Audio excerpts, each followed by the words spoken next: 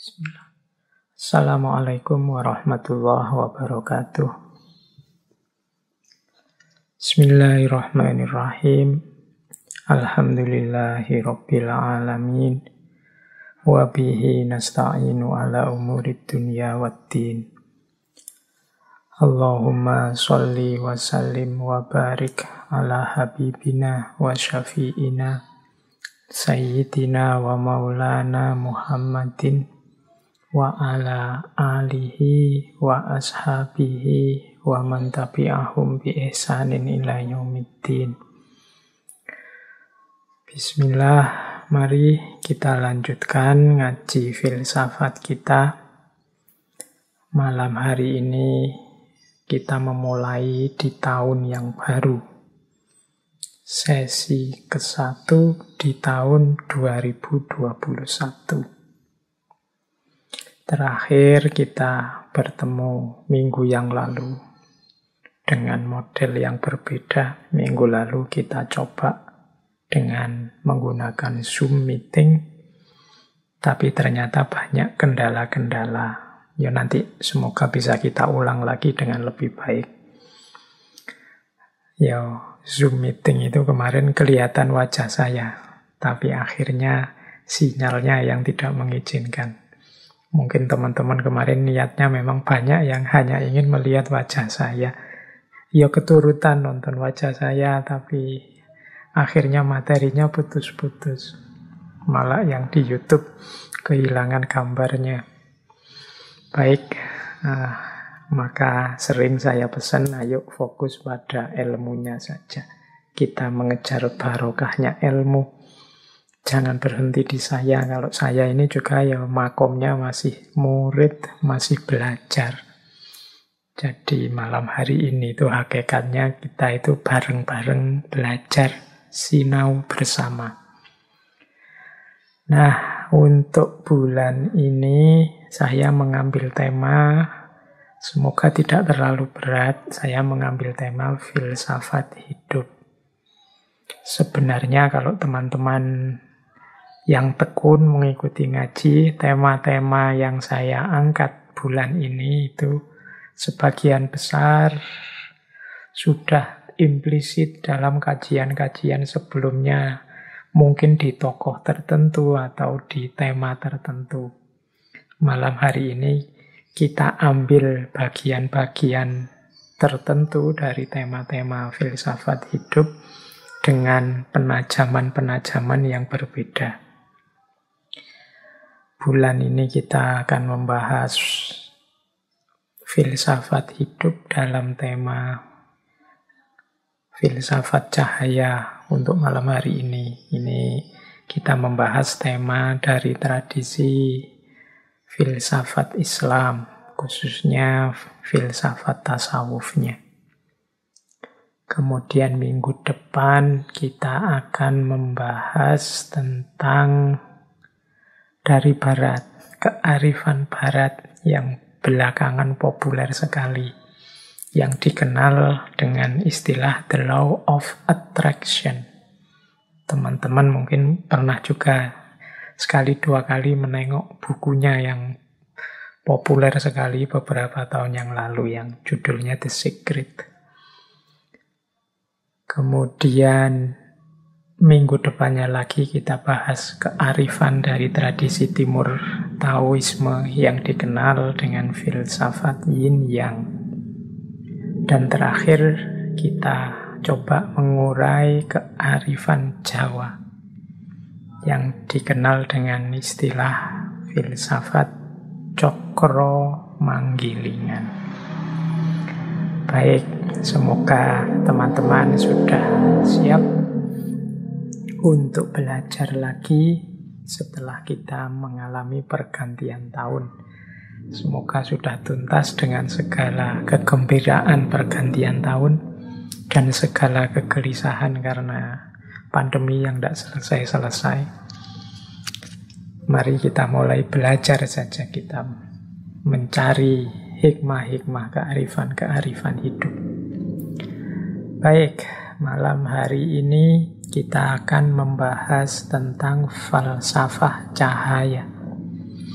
Ini di banyak tokoh filosof muslim, apalagi tokoh-tokoh tasawuf, istilah cahaya ini populer sekali.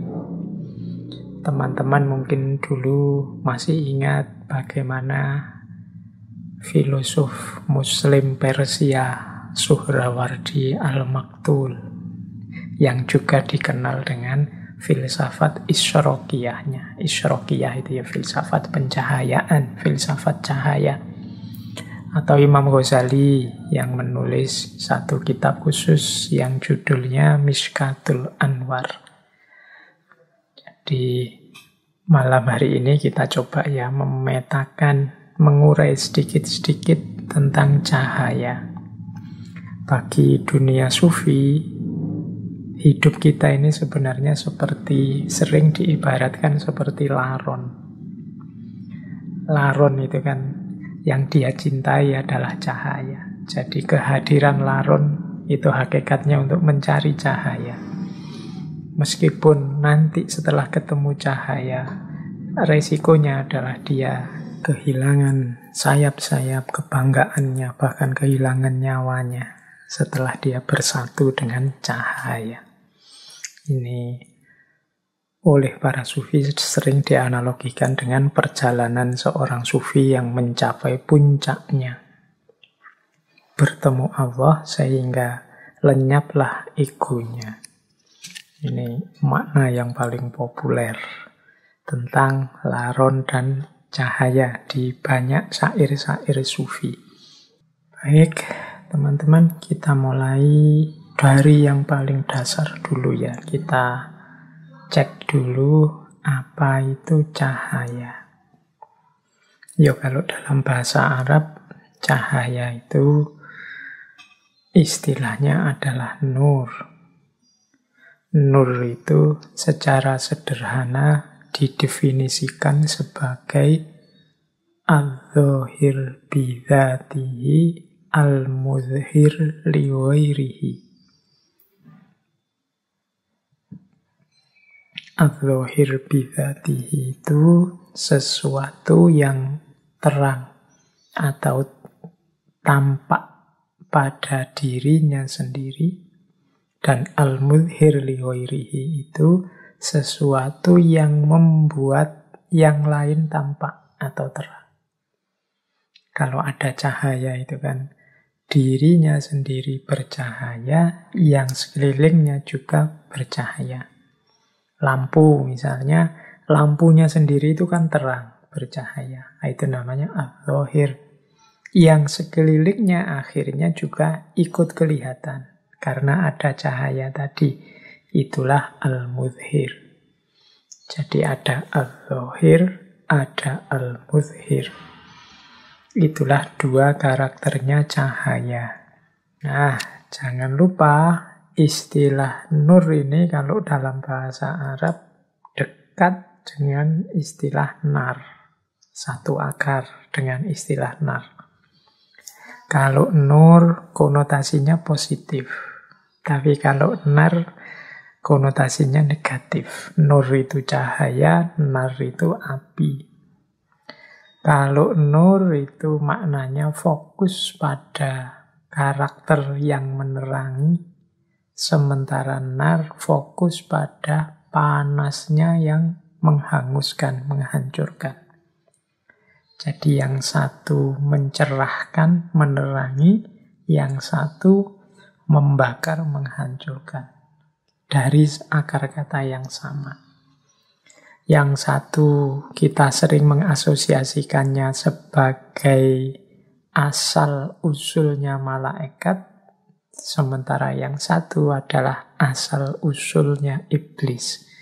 Malaikat kita sering menyebutnya terbuat dari nur, kalau iblis terbuat dari nar. Dari bahan yang sama. Nur dan nar, dari akar kata yang sama. Makanya ada riwayat yang menyatakan iblis itu awalnya termasuk kelompoknya malaikat. Nah, ini silahkan teman-teman yang tertarik bisa dikaji secara etimologis, bisa digali kedekatan maknanya secara semantik, semiotik antara nur dan nar. Kapan cahaya bisa berubah jadi nar, jadi api. Padahal harusnya cahaya itu menerangi, tapi dalam kondisi tertentu dia akan berubah jadi nar. Dari nur menjadi nar. Atau bagaimana kita mengolah dimensi nar dalam diri kita berbuah jadi nur. Ini filosofinya bisa digali tersendiri. Jarak antara nur dan nar. Nah, kalau teman-teman tekun menggali dalam Al-Quran, ada banyak sekali ayat-ayat yang menggunakan kata nur juga nar. Tapi nanti jumlah kata-kata nur itu jauh lebih sedikit daripada jumlah kata nar. Silahkan teman-teman nanti meneliti ya. Aspek semiotiknya, aspek kebahasaannya. Kita tidak akan terlalu panjang sibuk di situ. Kita masuk lebih dalam tentang hakikat maknanya nur atau cahaya dalam kehidupan kita. Baik, kita gali pelan-pelan. Apa sih yang dimaksud nur atau cahaya? Tentunya ya tidak persis sama dengan yang dijelaskan dalam fisika. Jadi istilah-istilah cahaya itu baik dalam Al-Quran, dalam hadis, atau dalam wacana-wacana tasawuf, itu kan jenisnya metafor. Jadi memaknainya tidak bisa letterlek, tidak bisa dibayangkan langsung seperti lampu dibayangkan langsung seperti senter gitu, enggak. Tapi dia metafor. Secara umum, kata nur itu adalah metafor bagi cahayanya Allah atau hidayah. Maka nanti banyak ayat-ayat dalam Al-Quran itu ketika menggunakan istilah nur, itu maknanya macam-macam. Karena hidayah Allah pada manusia itu bentuknya bisa macam-macam. Saya tidak membacakan satu demi satu ayatnya. Ya saya kasih contoh misalnya surat Al-Baqarah ayat 257. Allahu waliyul ladzina amanu yukhrijuhum minadh-dhulumati ilan nur. Allah adalah penolongnya orang-orang yang beriman yang mengeluarkan mereka dari kegelapan menuju cahaya. Nah, ini kan dari kegelapan menuju cahaya itu bukan kok terus dari tidak ada lampu nyari yang ada lampunya. Tapi dari kebingungan hidup, dari tidak adanya sandaran, dari kehilangan rujukan kebenaran menuju cahaya. Berarti cahaya ini bisa dimaknai sebagai hidayah. Jadi petunjuk dari Allah. Allah yang mengeluarkan mereka dari kegelapan menuju cahaya. Ini kalau teman-teman ingat, dulu waktu kita ngaji Bu Gita Kartini, istilah minadh-dhulumati ilan nur ini kan yang menginspirasi tulisan-tulisan Ibu Gita Kartini yang nanti diberi judul Habis Gelap Terbitlah Terang. Nah, itu makna dari minadh-dhulumati ilan nur. Jadi ada banyak ayat-ayat cahaya yang secara umum artinya sebenarnya hidayah. Jadi hidayah itu berarti petunjuk dari Allah. Kita kan sering ya mendoakan teman kita dapat hidayah belakangan ini. Kalau ada orang yang menurut kita tidak karu-karuan, terus kita biasanya mengkritiknya dengan kalimat, semoga engkau mendapat hidayah. Nah itu sebenarnya istilah hidayah itu sering digunakan metafor cahaya. Nah, metafor cahaya ini yang maknanya secara umum adalah hidayah, kalau dalam Al-Quran macam-macam bentuknya hidayahnya Allah kepada manusia. Di catatan saya, kata-kata nur itu bisa punya beberapa arti yang semuanya konotasinya hidayah. Yang pertama di catatan saya, nur itu artinya ya Allah. Jadi termasuk dari ayat yang sangat populer tentang cahaya, yang Allahu nurus samawati wal ard. Jadi Allah adalah cahaya langit dan bumi. Jadi Allah lah yang memberi hidayah pada kita, yang memberi petunjuk kepada kita. Justru Allah sendiri. Jadi maknanya ada kalanya cahaya itu ya Allah. Ada kalanya cahaya itu Rasulullah. Jadi petunjuk yang bisa kita ikuti antara lain ya Rasulullah. Bahkan dalam dunia tasawuf, teman-teman mungkin masih ingat dulu kita mengkaji Ibnu Arabi, mengkaji tokoh-tokoh sufi yang falsafi, itu ada istilah Nur Muhammad. Cahaya Muhammad. Nah ini kehadiran Rasulullah saja itu sudah merupakan hidayah yang luar biasa bagi manusia. Apalagi tuntunan-tuntunan beliau, baik melalui Al-Quran maupun melalui hadis. Jadi yang kedua, maknanya nur atau yang dalam makna metafor hidayah itu ya Rasulullah sendiri. Yang ketiga, nur itu adalah Al-Quran. Jadi Al-Quran lah yang menjadi petunjuk, yang menjadi hidayah bagi kita. Yang ketiga, banyak ayat-ayat yang secara letterlek menyebut bahwa Al-Quran adalah cahaya. Misalnya surat An-Nisa ayat 174. Ya ayuhan nasu qad ja'akum burhanum mir rabbikum wa anzalna ilaikum nuram mubina. Nah, wahai manusia, sesungguhnya telah datang padamu bukti-bukti dari Tuhanmu dan telah kami turunkan padamu nuram mubina. Ini oleh para mufasir banyak diartikan sebagai Al-Quran. Jadi nur di situ maknanya Al-Quran. Ada kalanya juga nur itu berarti keimanan.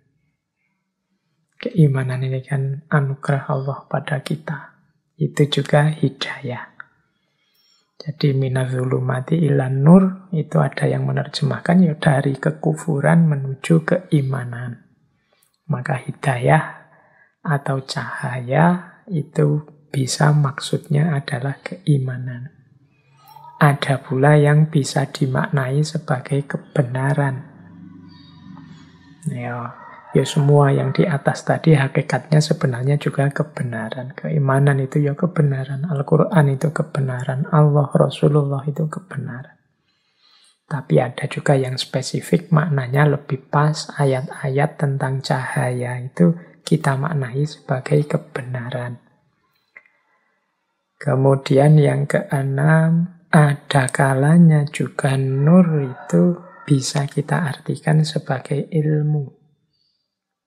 Jadi teman-teman mungkin masih ingat ya, ketika kita mengkaji Imam Syafi'i, kemudian ada istilah bi'annal ilma nurun. Ketahuilah bahwasanya sesungguhnya ilmu itu adalah cahaya. Ini ketika Imam Syafi'i mengadu pada Imam Waqi'. Jadi kalau ada kata-kata nur atau cahaya dalam Al-Quran, secara umum maksudnya adalah petunjuk atau hidayah untuk manusia. Nah, bentuknya hidayah itu secara spesifik, itu ada kalanya maksudnya adalah Allah sendiri, ada kalanya maksudnya Rasulullah, ada kalanya maksudnya adalah Al-Quran, ada kalanya maksudnya adalah keimanan, ada kalanya maksudnya adalah kebenaran, dan ada kalanya maksudnya ilmu. Oke, jadi ini dasarnya kita pahami yang paling dasar dulu. tentang apa itu nur atau cahaya. Baik, ambil nafas sebentar. Ini semoga teman-teman tidak menganggap ini temanya terlalu berat. Setelah ini mungkin lebih ringan. Nah, ini saya akan minta bantuan Imam Ghazali melalui kitab beliau Mishkatul Anwar. Mishkat itu artinya ceruk atau lubang atau gua. Sehingga Mishkatul Anwar bisa diterjemahkan ceruk cahaya atau gua cahaya. Nah, di bagian awal kitab Mishkatul Anwar, Imam Ghazali menjelaskan cahaya itu, tentunya cahaya secara spiritual. Maknanya beda-beda, sesuai level orangnya. Imam Ghazali di banyak teorinya sering sekali membagi level manusia di 3 macam ini. Ada awam, ada khawas, ada khawasul khawas. Nah, bagi kelas-kelas manusia ini, cahaya itu beda-beda maknanya. Menurut Imam Ghazali, bagi orang awam, cahaya adalah sesuatu yang membuat sesuatu yang lain menjadi tampak atau kelihatan. Sarananya panca indera, khususnya mata. Nah, ini mungkin level kita ya awam. Jadi cahaya itu ya pokoknya terang. Cahaya itu bersinar. Cahaya itu pancaran tadi, gelombang elektromagnetik yang apa tadi, itu definisi awam. Jangan lupa, kadang-kadang orang awam ini ya memang terbatas begitu, sehingga Allah itu kadang-kadang menampilkan ayat-ayatnya tentang cahaya, menunjukkan bukti kuasanya tentang cahaya itu secara wadak, ya memang bermakna cahaya. Jadi karena bagi orang awam tertentu susah untuk memahami cahaya di level lebih tinggi. Yang ngertinya cahaya itu terang. Mungkin teman-teman sering lihat ya kalau dalam ilustrasi-ilustrasi yang tidak harus Islam, ilustrasi spiritual, mistik itu, tokoh-tokoh spiritual itu selalu digambar. Misalnya ada close up itu belakangnya dibikin terang bersinar seperti cahaya itu, dan di situ terus kita memaknai, oh ini bercahaya, orang suci. Mengapa gambarnya dibikin begitu? Ya karena yang dihadapi orang awam. Ngertinya bercahaya itu ya dibuat terang, belakangnya dibikin kayak ada lampunya dalam gambar, sehingga orang menganggapnya, wow, inilah orang suci yang wajahnya bercahaya atau kepalanya bersinar bercahaya. Nah, ini itu ilustrasi versi awam. Cahaya itu seperti itu. Kadang-kadang Allah juga menampakkan yang seperti itu. Misalnya kan ada riwayat Robi'ah al-Adawiyah itu, sufi perempuan yang kita semua insya Allah kenal. Itu kan dulu dibebaskan oleh majikannya. Ketika suatu malam majikannya melihat beliau sedang beribadah dan bercahaya tubuhnya. Nah, ini cahaya yang semacam ini di kalangan sufi, di model orangnya kelihatan langsung cahayanya, itu pastinya seizin Allah untuk mengajari kita. Karena akal kita, penangkapan kita tidak nyampe dengan makna cahaya yang lebih dalam. Kita ngertinya cahaya itu ya murub, memancar, kelihatan nyata. Ada cerita yang terkenal sekali dalam dunia sufi. Jadi ada salah seorang sufi yang beliau ini gelarnya cahaya, An-Nuri. Nama lengkap beliau adalah Abu Husain Ahmad An-Nuri. Ini sufi besar, temannya Syekh Junaid al-Baghdadi yang dulu pernah kita bahas.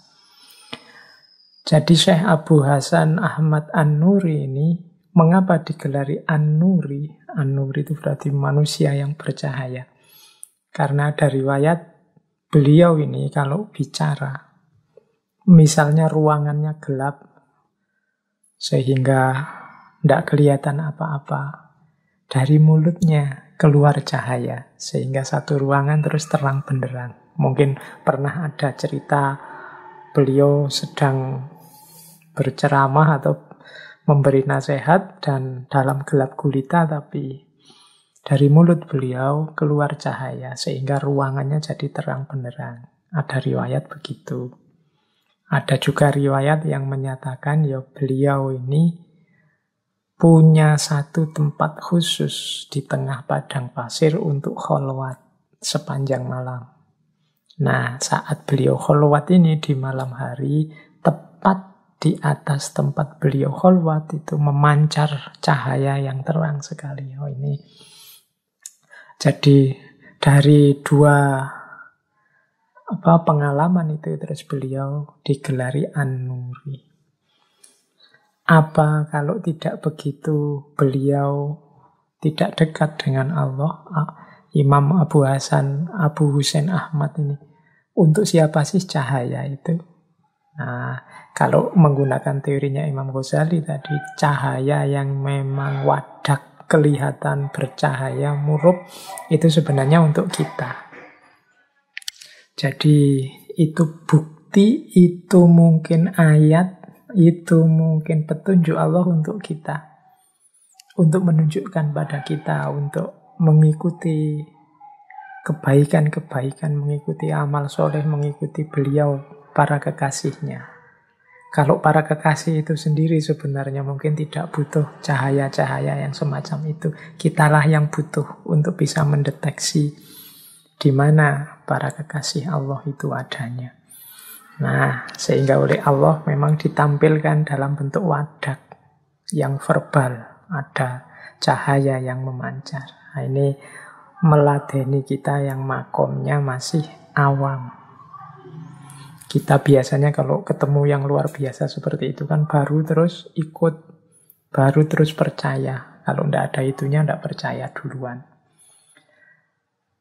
Oke, jadi ini makna cahaya level pertama. Kita butuh ada cemelorotnya, kita butuh ada terangnya, ada memancarnya, baru kita percaya kehadirannya, tajallinya Allah. Itu makna dasar yang pertama. Ada makna kedua. Ini nur bagi khawas. Nur bagi khawas ini jalannya adalah pemahaman. Sarananya akal. Jadi ini menangkap kebenaran, menangkap hidayah. Nur tadi kan maknanya hidayah. Menangkap petunjuknya Allah dengan jalan akal. Bagi teman-teman yang tekun belajar, mencari ilmu, mengejar hikmah, ini sebenarnya kita sedang mencari cahaya, mencari hidayah di level kedua. Jadi level orang-orang khawas. Ya, saya tidak berani bilang bahwa kita ini ada di makom khawas. Ya, kita ini makomnya masih awam, berusaha naik untuk ke makom khawas. Ya, kita belajar ini sebenarnya semoga kita bisa naik levelnya sedikit ke makom khawas. Jadi memahami cahaya Allah lewat jalan akal, dengan jalan belajar, dengan jalan mencari guru, dengan jalan membaca kitab dan lain sebagainya. Nah, ini kita sebenarnya sedang mengejar cahaya. Mengejar cahaya di level khawas. Sarananya akal. Apa bisa? Bisa. Jadi akal kita itu ya perangkat yang istimewa, yang dianugerahkan oleh Allah. Pastinya juga bisa mencapai dan menemukan kebenaran. Oke, kalau ini level kedua. Ada level ketiga, yaitu makom khawasul khawas.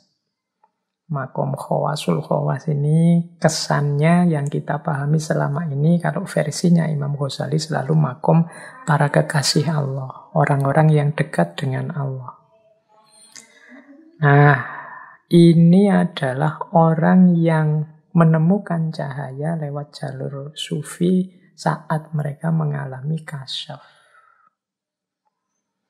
Sarananya adalah kebebasan. Bebasnya akal dari khayalan, dari waham, dari pandangan-pandangan yang duniawi dan lain sebagainya. Jadi jiwanya bersih, isinya hanya Allah saja, maka dia bisa memantulkan cahayanya Allah dengan sempurna. Kalau ini namanya nur bagi khawasul khawas.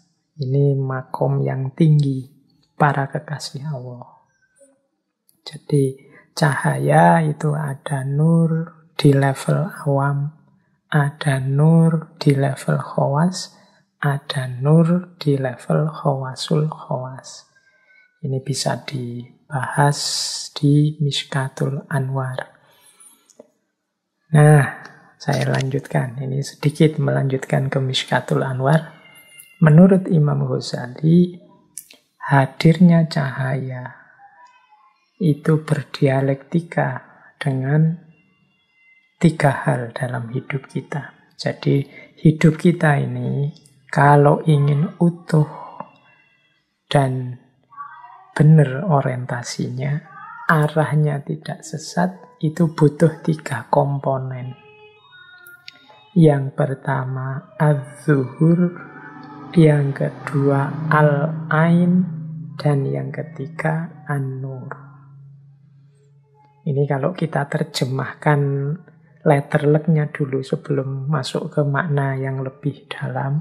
Al-ain itu mata, an-nur itu cahaya, az-zuhur itu sesuatu yang tampak atau barangnya.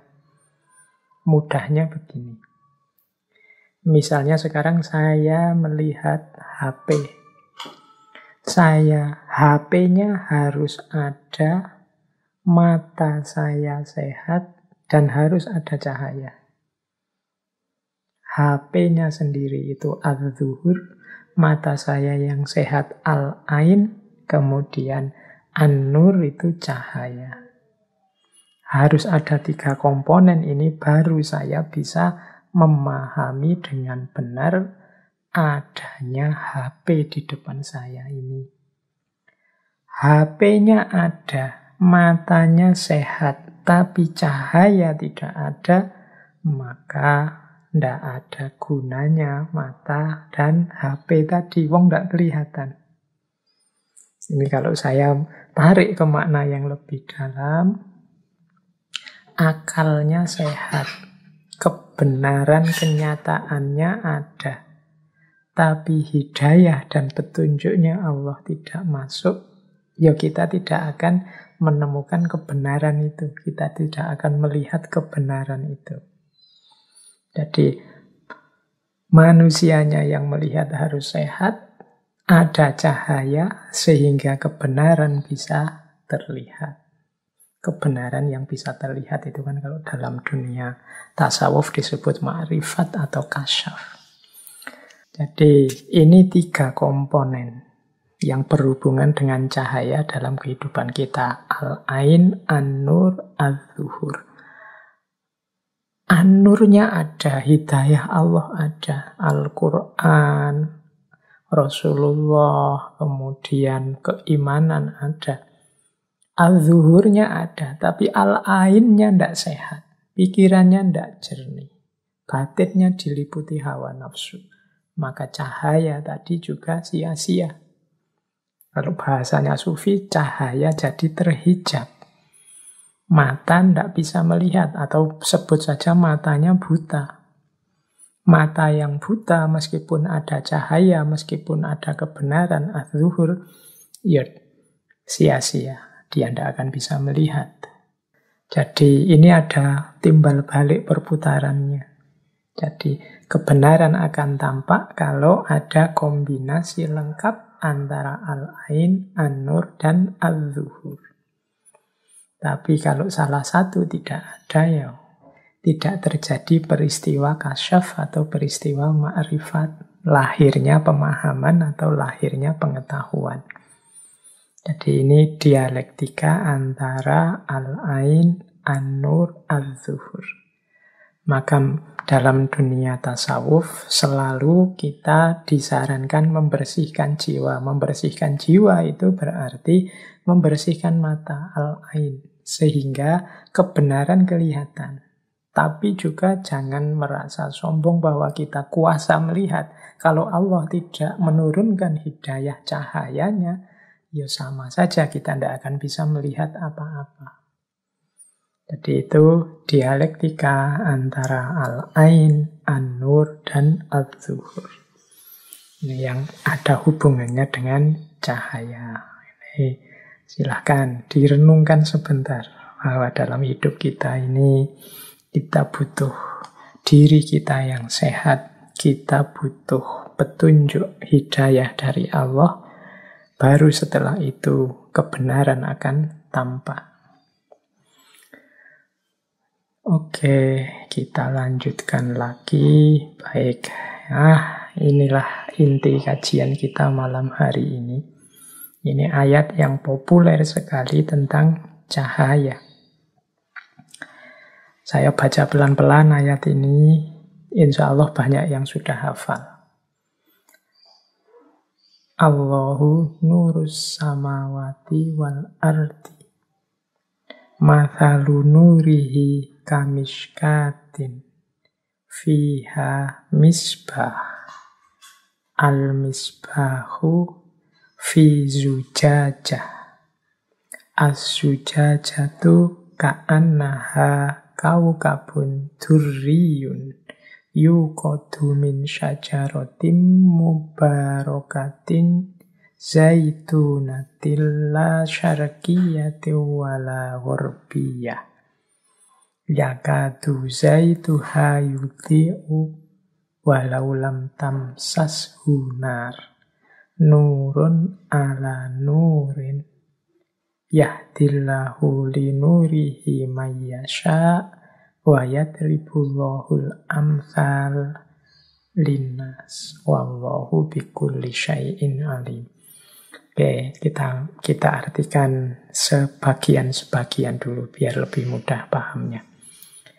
Jadi Allah adalah cahaya langit dan bumi. Perumpamaan cahayanya Allah itu seperti miskat. Yang di dalam miskat itu ada misbah. Yang misbah itu terletak di dalam zujajah. Zujajah itu bagaikan bintang yang bersinar, yang menyala karena pohon yang penuh barokah sejenis zaitun, yang tidak timur dan tidak barat, yang hampir saja minyaknya bercahaya meskipun tidak tersentuh oleh api. Cahaya di atas cahaya. Allah menunjukkan cahayanya bagi orang yang Dia kehendaki. Baik, kita maknai sebagian-sebagiannya. Kalau Allahu nurus samawati wal ard, maknanya mungkin jelas. Allah adalah cahaya langit dan bumi. Allah adalah sumber cahaya. Allah adalah sumber segalanya di langit dan bumi. Tadi dengan analoginya Imam Ghazali tadi. Kalau tidak ada nur, kalau tidak ada cahaya dari Allah, segalanya juga tidak ada.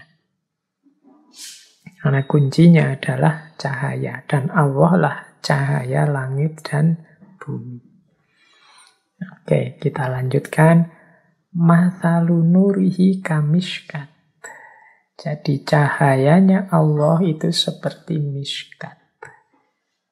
Miskat itu lubang di tembok atau satu lubang di dinding. Mungkin kita bisa mengartikan satu ceruk.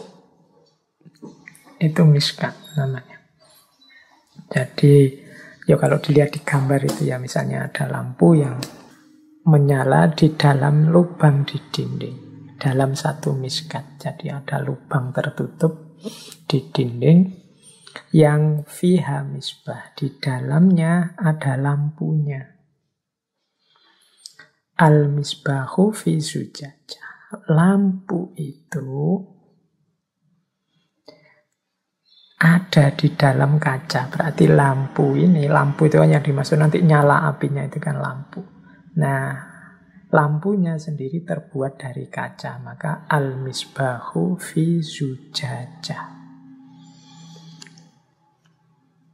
Jadi ada satu lubang, kemudian di dalamnya ada lampu, yang lampu ini dikelilingi kaca. Yang kaca ini berkilau. Az-zujajatu ka'annaha kaukabun durri. Kacanya yuk, kita ngerti kaca ya. Kaca kan berkilau karena nanti dia memancarkan cahaya. Nah, setelah itu dari mana bahan bakarnya lampu ini? Dari syajarah mubarakah. Zaitunah, jadi pohon yang penuh berkah sejenis zaitun. Cirinya apa pohon ini? La syarqiyah wala ghurbiyah. Nah, jadi ini syajarah mubarakah. Dan ada satu ciri lagi, saking kuatnya minyak syajarah mubarakah ini, bahkan seandainya dia tidak disentuh, tidak dinyalakan, tidak disambar dengan api, dia sebenarnya sudah bisa menerangi. Saking kuatnya syajarah mubarakah atau minyak ini. Jadi yakatu zaituha yudhi'u walau lam tamsas sunar. Jadi lampu ini minyaknya syajarah mubarakah. Nah, syajarah mubarakah ini karena dia sangat kuat, maka meskipun kita tidak menyalakannya dengan api, dia rasa-rasanya sudah bisa menyala sendiri. Itu maksudnya yakatu zaituha yudhi'u. Mungkin teman-teman bisa membayangkan dengan lihat gambar di slide yang saya bawa ini. Jadi ada miskat, misbah, zujajah, syajarah mubarakah. Ada banyak versi makna terhadap ayat ini. Saya bawa dua malam hari ini, yang satu dari Imam Ghazali karena tadi janjinya saya mengambil dari miskat. Tapi sebelum saya masuk ke miskat, ada makna yang populer. Jadi ayat ini dimaknai secara umum dengan model seperti ini. Jadi yang pertama miskat. Miskat itu yang tadi kita sebut gua tadi, atau ceruk di dinding. Secara umum maknanya miskat itu dunia batin atau rohaninya manusia. Mengapa disebut dunia batin? Ya kan batin kita kan agak di dalam, sama seperti ceruk tadi, dia agak masuk ke dalam, tidak di luar. Jadi miskat itu dunia batin kita, dunia rohani kita. Nah, dalam dunia rohani kita itu ada misbah. Misbah itu ada lampu yang menerangi. Ini yang tadi saya sebut hidayah, cahaya. Nah, tafsir-tafsir secara umum banyak mengartikan misbah itu ya keimanan dan juga Al-Quran. Tadi kan di atas saya jelaskan di antara makna cahaya, antara lain ya keimanan, ya Al-Quran. Jadi yang menerangi batin kita yang di dalam ini adalah lampu yang jenisnya adalah keimanan atau Al-Quran. Berarti tanpa adanya keimanan, tanpa adanya Al-Quran, berarti dunia batin kita kehilangan hidayah dan dia akan gelap karena tidak ada lampunya.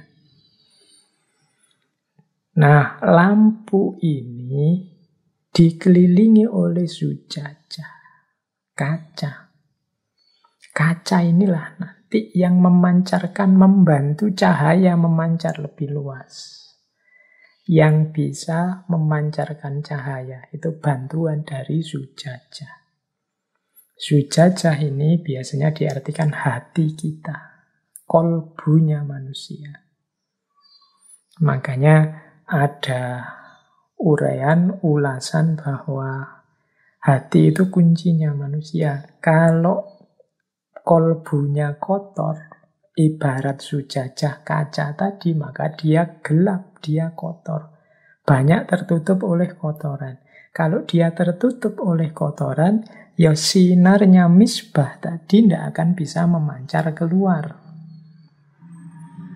Jadi keimanan kita, hidayah dari Al-Quran tadi tidak bisa memancar keluar. Kita tidak akan mendapat petunjuk dari sana. Kenapa? Hati kita kotor. Ibaratnya zujajah tadi, kacanya kotor. Kalau kacanya kotor, ya tidak bisa kita memanfaatkan lampu tadi, cahaya tadi. Bukan karena lampunya tidak ada. Bukan karena Allah tidak mau lagi memberi hidayah atau petunjuk pada kita. Tapi hati kita sendiri yang kotor, kacanya sendiri yang kotor, sehingga lampunya tidak memancar keluar. Nah, syajarah mubarakah yang tadi disebut minyaknya, yaitu sumber dari Allah langsung. Syajarah mubarakah ini kan yang menyalakan misbah. Misbah tadi kan apinya lampu itu. Apinya lampu itu asalnya dari mana? Itu kalau pakai bahasa metafornya tadi, itu kan lampu itu kan tadi simbol dari keimanan dan Al-Quran. Dari mana sih asalnya keimanan dan Al-Quran? Itu berarti kan sumbernya keimanan, sumbernya Al-Quran, atau sumbernya cahaya, yaitu wahyu Allah sendiri. Jadi itulah cahaya dari Allah langsung. Karena keimanan dan Al-Quran nyambung langsung ke Allah, itulah minyaknya.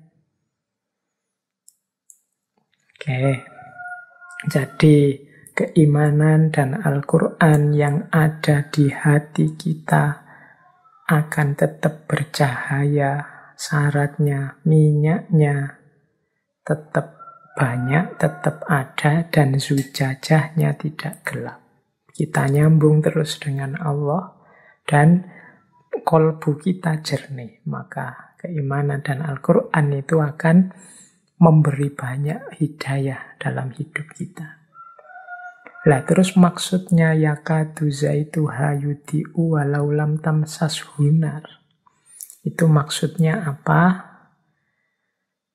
Kalau makna secara umum biasanya diartikan seakan-akan keimanan dan Al-Quran tadi itu saja sudah bisa memberi hidayah kepada kita, meskipun belum disambungkan dengan Allah. Berarti belum dimaknai, belum ditadaburi, belum diamalkan. Itu saja sudah bisa jadi hidayah dalam hidup kita.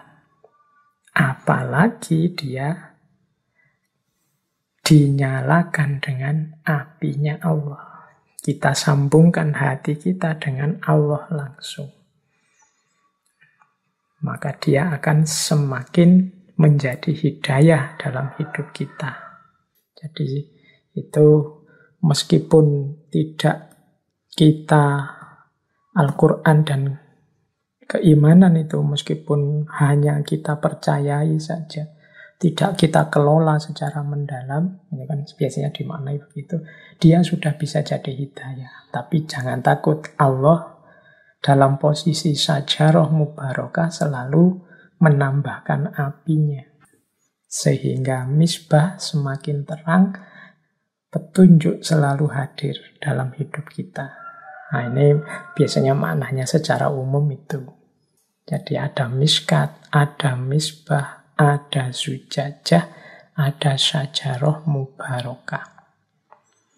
Yakadu zaitu ayuti walau lam tamsasunar. Seakan-akan Al-Quran itu sudah memberi hidayah meskipun belum dibaca, belum dihafal, belum ditadaburi, belum diamalkan. Apalagi kalau sudah dibaca, dihafal, ditadaburi, diamalkan. dia akan semakin memberi hidayah kepada kita. Jadi ada makna yang seperti ini. Baik, ini makna umum ya, yang banyak kita temukan di tafsir-tafsir. Sekarang kita coba masuk ke makna dari Imam Ghazali dalam Mishkatul Anwar. Nah, kita mulai. Menurut Imam Ghazali, ini saya awali dari Allahu nurus samawati wal ardh. Ini dalam Mishkat dijelaskan maksudnya Allahu nurus samawati wal ardh itu Allah lah satu-satunya yang bisa disebut cahaya yang sejati. Yang lain hanya cahaya yang sifatnya alegori. Allah lah yang mencahayai segalanya dan tidak butuh cahaya apapun yang lain karena Allah adalah sumber segala cahaya. Sementara yang lain membutuhkan cahaya dari Allah. Nah, ini dimaknai secara luas bahwa Allah lah sebenarnya yang betul-betul ada. Atau kalau pakai istilahnya Ibnu Sina, yang wajibul wujud. Dia adanya itu sifatnya wajib. Tidak mungkin dibayangkan tidak ada. Karena dia adanya wajib. Sementara semua wujud yang lain ini hanya mungkinul wujud. Keberadaannya hanya pinjaman dari adanya Allah. Jadi Allahu nur samawati wal ardh itu berarti semua ada yang selain Allah itu membutuhkan cahaya dari Allah. Kalau kita hadir, kalau kita bercahaya, hakikatnya adalah kita sedang meminjam atau mendapatkan anugerah cahaya dari Allah. Oke, jadi itu maksudnya Allahu nurus samawati wal ardh. Nah, sekarang tentang Mishkat, Misbah, Zujajah. Imam Ghazali memaknai Mishkat itu sebagai ar-ruh al-khisas. Daya khis, daya indrawi. Jadi Mishkat itu fisik indrawi kita. Panca indera kita. Mengapa kok disebut Mishkat? Ya Mishkat itu tadi kan lubang atau ceruk seperti saya sebut tadi. Panca indera kita itu kan ya modelnya memang lubang-lubang atau ceruk. Mata, hidung, telinga, mulut. Nah itu Mishkat. Jadi daya indrawi kita. Jadi aspek fisik kita itu Mishkat. Jadi tubuh kita ini yang fisik itu Mishkat. Nah, di dalam Mishkat ada misbah. Misbah ini daya rasional atau ar-ruh al-aqli, kemampuan kita untuk menjangkau pengetahuan-pengetahuan yang mulia, yang ilahiyah. Jadi, kemampuan rasional kita untuk menangkap yang ilahi. Lahirnya nanti ilmu.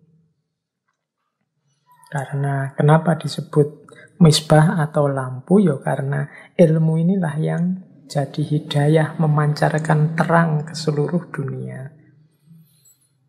Makanya kehadiran para nabi itu sering disebut dengan istilah sirojam muniroh, lampu yang memberi cahaya. Itu karena mereka punya daya rasional, itu misbah. Jadi dalam tubuh fisik kita ada daya intelijensi, daya rasional yang dia mampu menangkap pengetahuan-pengetahuan yang mulia dan ilahiyah. Nah, ada Zujajah. Zujajah ini kalau Imam Ghazali mendefinisikannya ar-ruh al-khoyali atau daya imajinasi.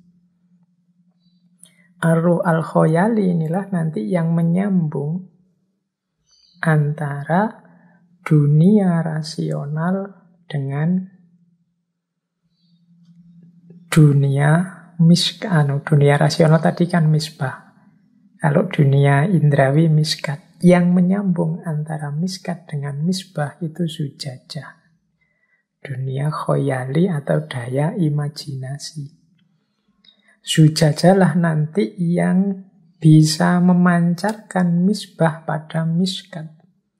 Bisa menyambung antara ranah ilahiyah, gagasan-gagasan ilmiah rasional dalam kehidupan nyata.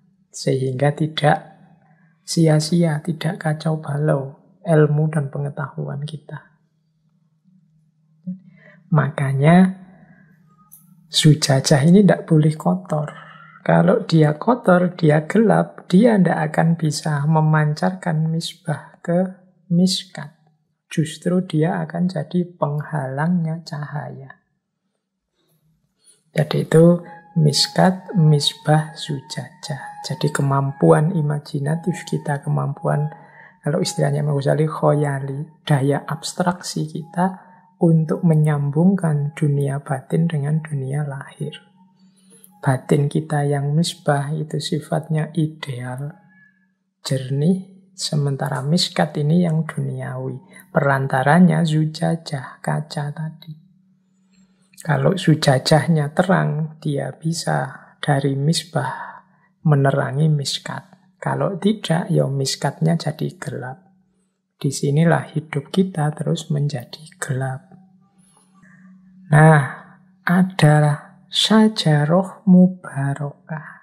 Syajaroh mubarokah itu dalam bahasanya Imam Ghazali ilmu jiwa reflektif atau ar-ruh al-fikri. Kenapa pakai istilah syajaroh mubarokah ya?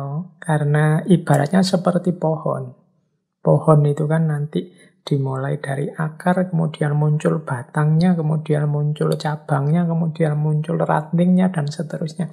Sehingga hanya dari akar yang kecil, kemudian muncul banyak sekali tumbuhan dari situ. Cabang, ranting, daun, buah, dan lain sebagainya. Nah, syajaroh mubarokah atau jiwa reflektif itu seperti itu. Ilmu-ilmu wawasan keilmuan kita mubarokah, semakin lama semakin menjadi banyak, semakin menjadi luas. Yop zaitun itu sebagaimana minyak zaitun. Minyak zaitun, minyak yang menerangi lampu. Yang sifatnya la syarqiyah wala ghurbiyah. La syarqiyah wala ghurbiyah itu maksudnya dia murni rasional objektif. Tidak barat, tidak timur, itu tidak tendensius. Dia jernih. Kalau benar ya dibilang benar. Kalau salah ya dibilang salah.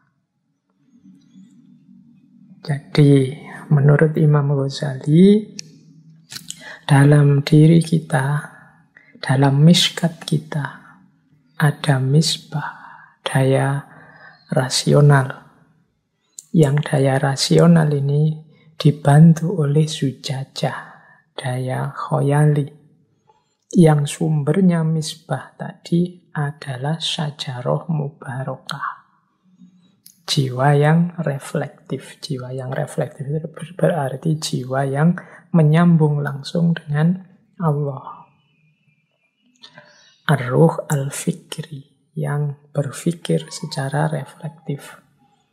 Yang dia ini dalam kebenaran dia murni, rasional, objektif, jernih. Kalau iya ya dibilang iya, kalau tidak ya dibilang tidak. Kalau masih syarqiyah atau masih ghurbiyah berarti belum murni. Berarti zujajahnya masih agak kotor. Nah, kemudian ada yakadu zaituha yudi'u walau lam tamsas hunar. Yakadu zaituha yudi'u walau lam tamsas hunar itu kalau menurut Imam Ghazali melambangkan jiwanya para sufi. Kalau tadi syajaroh mubarokah jiwa reflektif, kalau ini daya suci, daya profetik, daya kenabian. yang biasanya dimiliki para wali. Kondisi murni, kondisi jernih itu kan yang punya adalah para kekasihnya Allah. Nah, para kekasih Allah ini loh yang yakadu zaituha yudhi'u walau lam tamsashu nar. Orang-orang ini dalam dirinya sendiri sudah ada cahaya. Jadi dia memiliki cahaya dalam dirinya. Meskipun sebelum disentuh oleh api, dia sendiri sudah hampir punya cahaya. Yakadu zaituha yudhi'u. Apalagi kalau cahaya Allah hadir dalam diri mereka. Disitulah nanti ada nur ala nur, cahaya di atas cahaya. Jadi diri kita, diri para sufi, para wali yang jernih bercahaya, kehadiran cahayanya Allah lagi, maka semakin terang cahayanya. Itulah nur ala nur. Jadi, ya makna ringkasnya, mari kita bersihkan batin kita bersihkan diri kita, jiwa kita. Jernihnya batin, jernihnya diri itu menunjukkan bahwa kita sudah bercahaya. Apalagi jika nanti cahaya Allah hadir dalam diri kita. Disitulah nur ala nur terjadi. Cahaya di atas cahaya. Itulah makna ayat ini menurut Imam Ghazali. Baik, ambil nafas sebentar ya. Itu tadi kita baru membahas surat An-Nur ayat 35 yang sering dikutip oleh banyak orang. Oke, kita lanjutkan lagi. Kali ini kita sambungkan dengan sedikit filsafat cahaya dari Imam Suhrawardi Al-Maktul. Jadi beliau ini membahas metafisika kehidupan ini dengan analogi cahaya. Melanjutkan gagasan-gagasan beberapa filosof muslim sebelumnya. Nah, populer sekali dalam gagasannya Syekh Suhrawardi ini menganalogikan cahaya. Keberadaan Allah sebagai cahaya itu dianalogikan dengan cahaya matahari. Jadi cahaya yang jadi sumber segala cahaya. Jadi coba dibayangkan ya cahayanya matahari itu. Jadi sebagaimana karakternya semua jenis sumber cahaya, semakin dekat dengan sumber cahaya itu semakin terang. Semakin jauh dari sumber cahaya itu akan semakin gelap. Ini gagasan semacam ini, kalau teman-teman ingin menggali lebih jauh, ada pengaruh dari Neoplatonisme. Plotinus, dulu juga kita sudah pernah mengkaji ini. Jadi maksudnya apa? Kita ini, tadi kalau menurut Ghazali kan, keberadaan kita itu sebenarnya hanya mungkinul wujud. Karena pinjaman cahaya dari Allah lah, maka kita ini ada. Berarti apa? Kalau ingin cahaya kita semakin terang, harusnya kita semakin mendekat pada Allah. Yang itu adalah sumber segala cahaya. Jadi kalau dianalogikan dengan matahari, ya kalau kita semakin jauh dari matahari, kita akan semakin gelap. Karena semakin jauh dari jangkauan cahaya. Semakin kita mendekat ke matahari, semakin kita akan terang. Maka level batin kita ditentukan oleh dekat tidaknya kita dengan Allah. Disitulah terjadi gradasi cahaya. Gradasi cahaya, gradasi itu kan diawali dari terang, kemudian tambah lama, tambah gelap, tambah gelap. Nanti dikembangkan juga gradasi cahaya ini berhubungan dengan tingkatan wujud. Wujud yang semakin jauh dari pusat cahaya, ya wujud yang semakin gelap. Wujud yang semakin dekat dengan cahaya, wujud yang semakin terang, semakin hakiki. Semakin jauh dari cahaya, semakin semu. Nah, jadi ada hubungannya dengan gradasi cahaya dan tingkatan wujud. Hidup kita ini selalu ditekankan ilaihi roji'un. Kembali lagi pada Allah. Minggu yang lalu kita panjang lebar membahas misi ilaihi roji'un ini. Berarti apa? Kita berupaya untuk kembali pada pusatnya cahaya, yaitu Allah. Jadi inilah pandangan yang berhubungan dengan cahaya. Jadi dianalogikan dengan matahari. Jadi batin kita semakin dekat dengan Allah akan semakin terang. Tapi semakin dia terhijab, semakin jauh dari Allah, dia akan semakin gelap. Maka pastikan perjalanan kita itu selalu ilaihi roji'un. Berarti perjalanan yang senantiasa menuju cahaya, bukan perjalanan yang menjauh dari cahaya. Semakin dekat dengan cahaya, semakin naik level wujud kita. Makanya manusia itu ada yang disebut ahsanu takwim, ada yang disebut asfala safilin. Asfala safilin itu berarti manusia yang semakin jauh dari cahaya, semakin jauh dari Allah. Ahsanu takwim berarti yang semakin dekat, semakin dekat, semakin dekat dengan Allah. Itu tingkatan wujud.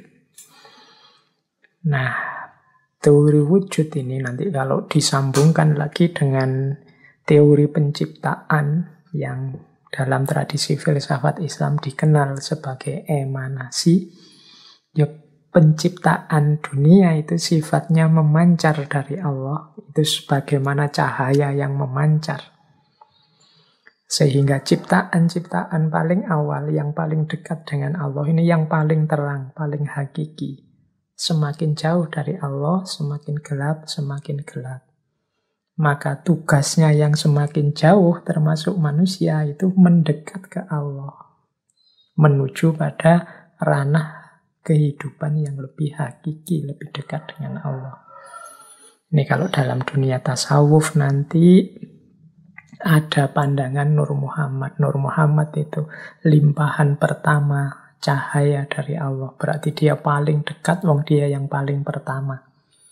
Berarti di antara semua makhluknya Allah, Nur Muhammad ini yang paling hakiki. Itu nanti kalau disambungkan ke sana. Jadi baik, ini juga diulas panjang lebar oleh Syekh Suhrawardi Al-Maktul. Jadi untuk kita pedomani saja apakah hidup kita ini sedang menuju cahaya atau menjauh dari cahaya. Seperti saya ilustrasikan tadi, kadang-kadang kita mendekat pada cahaya itu ada resiko kita kehilangan sayap-sayap kebanggaan kita. Karena kita harus membunuh ego kita untuk tenggelam dalam samudera cahayanya Allah. Bahkan mungkin sebagaimana laron-laron yang mendekat ke lampu, kita kehilangan keakuan, kehilangan kedirian kita. Itu yang dialami oleh para sufi. Tapi jangan lupa kerinduannya laron memang hakikatnya mencari cahaya. Dalam lenyapnya diri dia menemukan kebahagiaan yang puncak dan sejati. Itu pandangan dari ranah sufistik. Oke, baik. Semoga bisa dipahami analogi matahari dengan gradasi cahaya dan tingkatan wujudnya. Baik, kita lanjutkan lagi. Ini ada quotes yang terkenal sekali dari Syekh Suhrawardi Al-Maktul tentang cahaya dan cermin ini. Zujajah tadi ya. Menurut Imam Suhrawardi, engkau hanya kaca, bukan cahaya. Jadi tadi saya bilang, yang hakiki dalam cahaya itu hanya Allah. Kita ini hanya dipinjami cahaya oleh Allah. Nah, dalam analoginya, Syekh Suhrawardi ini sebagaimana cermin, sebagaimana kaca. Jadi kita ini hanya kaca. Kita ini bukan cahaya. Yang punya cahaya itu Allah. Allah meminjamkan sedikit cahayanya pada kita. Kalau kaca diri kita, kaca batin kita jernih, maka dia akan memantulkan kejernihan cahayanya Allah. Tapi kalau batin kita kotor, ya cahaya itu tidak terpantul dari diri kita. Dengan makna yang lebih luas, segala prestasi, keindahan, kebaikan, kedahsyatan diri kita sebagai manusia itu hanya memantulkan pinjaman daya dan kekuatan dari Allah saja. Jadi kita hanya kaca yang memantulkan cahayanya Allah. Bukan daya dan kekuatan kita yang sejati, bukan cahaya kita sendiri, tapi pinjaman dari cahaya dan kekuatan dari Allah. Nah, ya ilustrasinya kaca dan cahaya tadi. Jadi kita ini hanya kaca, bukan cahaya. Berarti kita hanya memantulkan cahayanya Allah. Yang analogi yang mudah ya coba diperhatikan para walinya Allah atau para nabi. Khususnya Rasulullah, di situ saya uraikan bagaimana Kanjeng Nabi Muhammad itu contoh mudah untuk kita menjelaskan perumpamaan kaca dan cahaya tadi. Jadi cahaya ilahi yang luar biasa bertemu dengan Rasulullah yang jernih, yang terang, yang tidak ada kotor sama sekali dalam dirinya, maka cahaya itu, cahaya ilahi itu, kemudian dipantulkan oleh Rasulullah ke seluruh alam semesta. Disitulah terjadi momen rahmatan lil alamin, bahwa kehadiran Kanjeng Nabi adalah rahmat bagi seluruh alam semesta. Karena Kanjeng Nabi mampu memantulkan cahayanya Allah dengan sempurna. Jadi sebagaimana cermin yang menghadap matahari. Kalau cermin ini sangat jernih, maka dia bisa memantulkan cahaya matahari dengan luar biasa terang. Nah, itu ilustrasinya. Maka sejauh mana kita bisa memanifestasikan dalam hidup kita diri kita sebagai rahmatan lil alamin, berarti sejernih apa kaca diri kita, sejernih apa batin kita yang mampu memantulkan cahaya Allah yang hadir dalam diri kita. Disitulah nanti akan terjadi rahmatan lil alamin. Mengapa hari ini rasanya kok agak berat mewujudkan yang rahmatan lil alamin ini? Mungkin karena kaca cermin kita kurang jernih. Jadi kita sibuk dengan banyak hal-hal lain yang menjadi hijab, sehingga kaca kita gelap. Ketika kaca kita gelap, maka dia tidak bisa memantulkan cahaya. Ya kalau kaca itu bayangkan kaca ketutup kotoran-kotoran, dari warnanya putih jernih jadi hitam. Kalau teman-teman memberi cahaya ke atas kaca yang hitam itu, ya tidak akan ada pantulan apa-apa. Tidak akan merefleksikan apa-apa.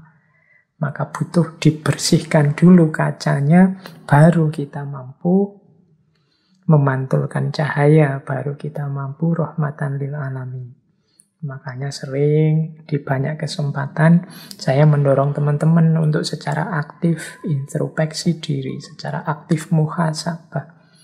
Muhasabah itu nama lain dari mari kita bersihkan, kita teliti jangan-jangan banyak kotoran dalam cerminan jiwa kita. Kalau dalam cermin jiwa kita banyak kotoran, ya kalau bahasa ayat tadi zujajahnya kotor, ya misbahnya ndak ada gunanya. Setinggi apapun akal pikiran, sedahsyat apapun hidayah dari Allah dalam bentuk Al-Quran, dalam bentuk kebenaran, keimanan, tuntunan Kanjeng Nabi, ndak ada gunanya karena cermin kolbu kita yang kotor. Jadi di titik inilah sebenarnya kuncinya filsafat cahaya. Jadi bagaimana kita memantulkan cahayanya Allah ke seluruh alam semesta. Ini sebenarnya tugas kita. Baik, ambil nafas sebentar. Semoga sedikit banyak sudah ada yang bisa ditangkap dari yang saya sampaikan malam hari ini.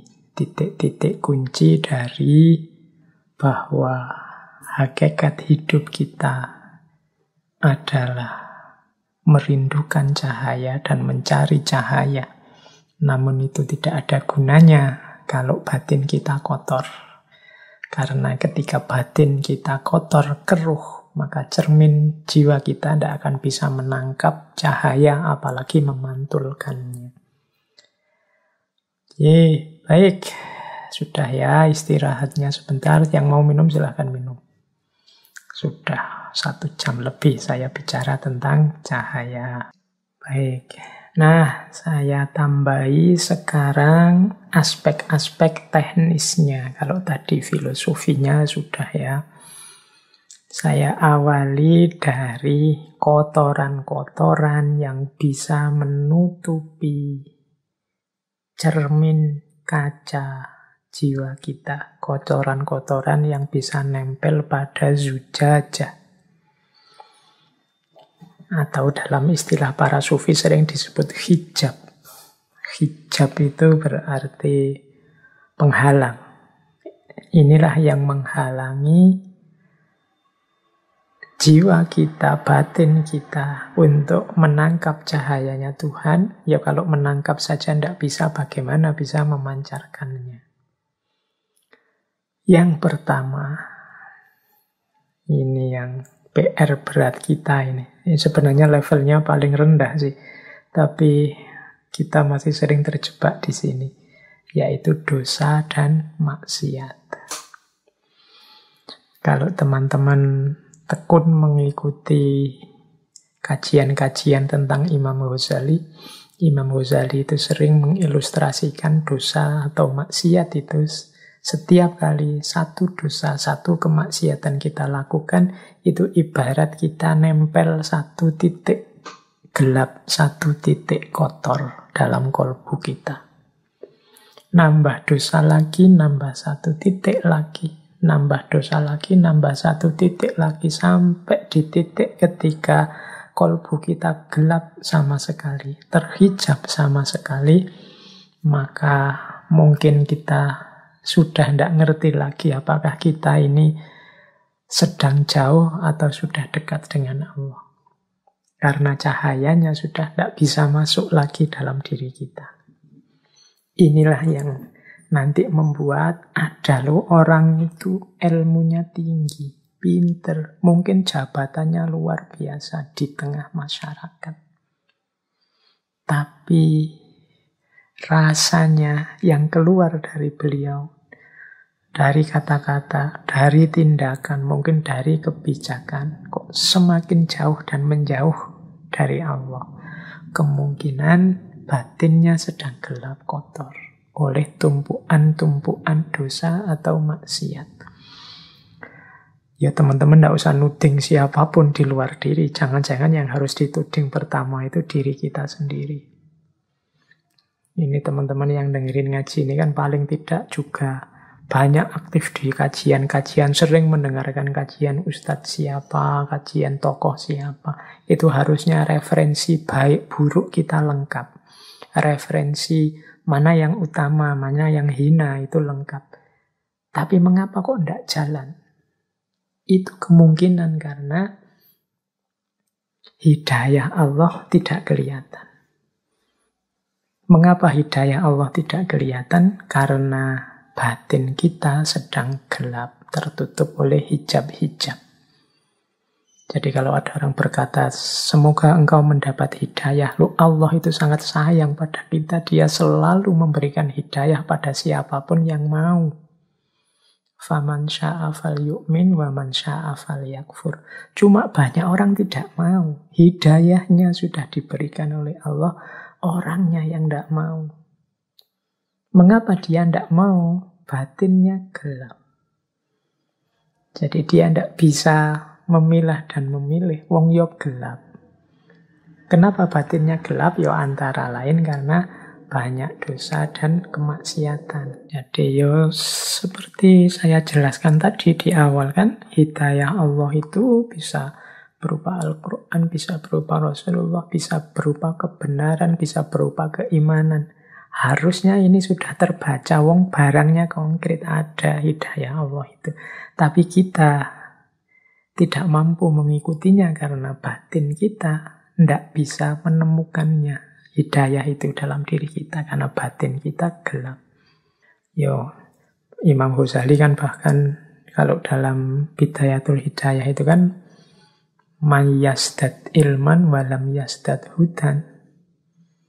Jadi barang siapa yang ilmunya tambah tapi tidak menemukan hidayah, hidayahnya kok tidak tambah, ya berarti yang terjadi hanya dia semakin jauh dari Allah. Jadi ada orang ilmunya nambah tapi tambah jauh dia dari Allah. Mengapa? Karena dia nambah ilmu tapi tidak ketemu hidayah.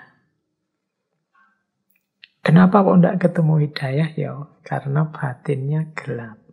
Pertama-tama ada hijab, namanya dosa atau maksiat. Yang kedua, ini lebih tinggi daripada dosa dan maksiat, keterikatan-keterikatan duniawi. Ini sering juga menjadi hijab kita, menjadi titik gelap dalam diri kita. Keterikatan duniawi itu semua hal yang sifatnya duniawi. Bahkan sampai keluarga, anak, istri, harta benda. Itu kalau membuahkan keterikatan. Keterikatan itu berarti ketidakmampuan kita untuk lepas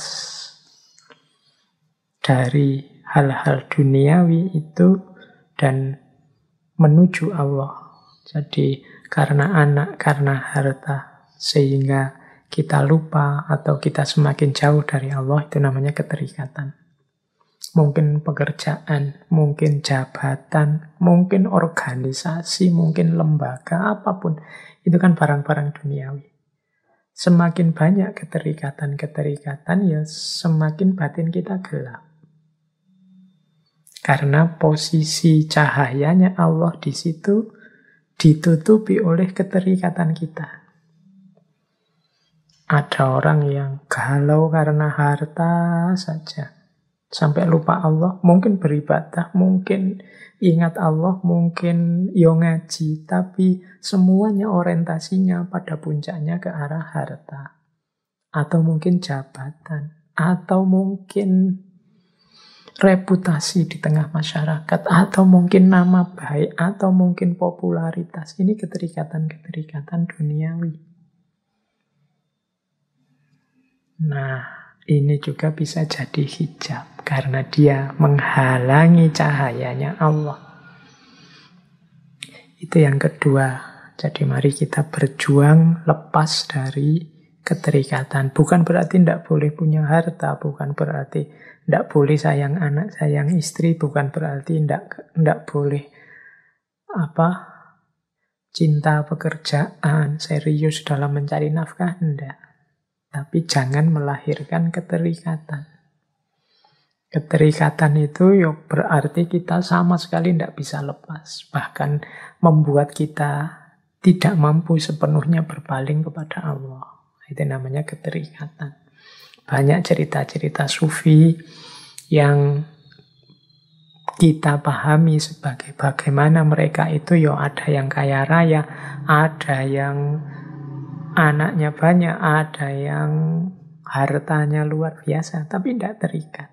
Seandainya hilang saat ini juga, toh dia tidak merasa sayang. Karena satu-satunya yang dicari hanya ridhonya Allah saja. Nah, itu hijab yang kedua. Ini sebenarnya lebih tinggi daripada sekedar dosa dan maksiat. Kalau dosa dan maksiat ini paling dasar. Kita tidak bisa lepas dari dosa dan maksiat ya. Biasanya kita juga mengalami keterikatan duniawi. Baik, ada yang lebih tinggi lagi dari keterikatan duniawi, yaitu kebanggaan diri. Nah, ini lebih halus lagi kalau ini.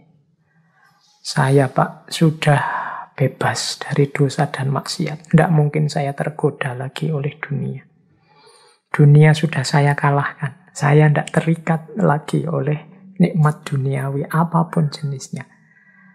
Saya sudah mati-matian berjuang dan saya sukses. Betapa saya ini bangga dengan diriku karena mampu dan kuat melawan godaan dunia.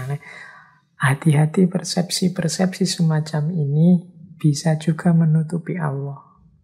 Kalau yang awal tadi menutupi Allah, cahayanya dengan dosa. Yang kedua menutupi cahayanya Allah dengan keterikatan duniawi. Yang ketiga ini menutupi cahayanya Allah dengan diri kita sendiri. Merasa bahwa kita mampu, kita bisa. Hanya dengan daya kekuatan kita sendiri kita lupa bahwa la haula wa la quwata illa billahil aliyyil azim. Daya dan kekuatan apapun yang kita miliki untuk sukses, itu hakikatnya adalah dan hanyalah anugerahnya Allah saja. Jadi jangan tertipu oleh kebanggaan diri. Apapun sukses, apapun keberhasilan, termasuk keberhasilan menjernihkan diri, keberhasilan membersihkan kaca batin kita, itu hakikatnya adalah anugerah Allah juga. Maka satu-satunya yang pantas dan layak kita lakukan adalah bersyukur. Alhamdulillahi Rabbil Alamin. Nah, ini hijab yang ketiga, ego. Ada lagi hijab yang keempat. Hijab yang keempat ini salah atau sesat orientasi. Kalau salah itu memang jalannya keliru, kalau sesat itu ya kayak orang tersesat. Jadi orang tersesat itu kadang-kadang maunya benar tapi di tengah jalan melenceng. Ini orientasinya sesat. Bukan sesat kufur atau sesat yang sering kita bikin makian ke orang, dasar sesat, tidak begitu. Tidak sedalam itu, tapi sesat salah orientasi itu mungkin kita benar di atas semuanya, tidak ada lagi yang mengotori kita dari dosa, maksiat, keterikatan, kebanggaan diri. Sehingga kita mulia di hadapan Allah, kita menempuh jalan yang lurus. Tapi ada kalanya Allah menguji kita dengan beberapa kenikmatan atau kesulitan. Sehingga tidak sadar kita sesat orientasinya. Arahnya tidak Allah lagi. Nah, ini juga jadi hijab. Ya, saya contohkan begini. Misalnya, amal baik, sedekah. Kita tekun bersedekah, membantu fakir miskin, membantu orang yang ikhlas, sama sekali tidak ada pamrih apapun. Akhirnya oleh Allah, rezeki kita dilipat gandakan seperti janjinya. Kita tambah kaya, tambah kaya. Nah, begitu sadar bahwa Allah ini melipat gandakan hartaku karena aku rajin sedekah dengan ikhlas. Enaknya sedekahku tak tambah lagi biar Allah lebih melipat gandakan lagi. Ini yang dalam bahasa saya sesat orientasi. Awalnya benar sedekah dengan ikhlas. Tapi begitu oleh Allah diuji dengan kelimpahan rezeki yang lebih banyak, Akhirnya sesat orientasi. Sekarang dia fokusnya gimana caranya rezekinya lebih banyak lagi. Biar Allah semakin menambah lagi. Sekarang fokusnya ke hartanya, bukan lagi ke Allahnya. Nah, ini sesat orientasi.